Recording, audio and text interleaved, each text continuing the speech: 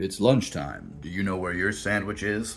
Hello, Sandwich Dad here. Today on Sandwich Dad, we're going to be making a Waldorf chicken salad, and for that, I need to pick myself an apple. Here we go. Small, but good. Now, the first I ever heard of a Waldorf salad was on that episode of Faulty Towers. The American guest really wants a Waldorf salad, and he keeps saying it's celery, apples, walnuts, and grapes, and a mayonnaise sauce. We're going to add some leftover chicken to that. Yeah, celery, apples, walnuts, grapes, in a mayonnaise sauce. To which I'm also going to add some chopped leftover chicken thigh, salt, pepper, and a little bit of chopped tarragon. Mix it all together.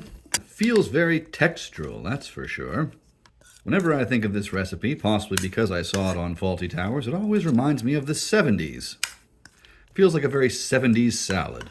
Maybe I'm wrong. I think we'll serve it on one of these Toscana buns, toasted, of course, on a little bed of romaine lettuce. Definitely made way too much for a single sandwich, but hopefully the rest of the family enjoys a Waldorf.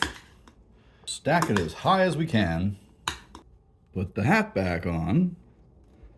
Cut diagonally, which we've discussed. If it's a circle, it's just straight across. And reveal. All right.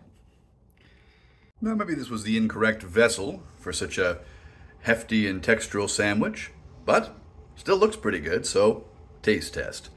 The Waldorf Chicken Salad. It's actually very nice.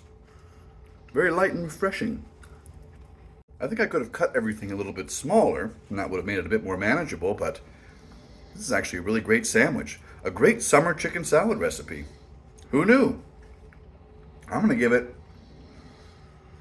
4.375 out of 5 easy chairs. This is Sandwich Dad. Good day!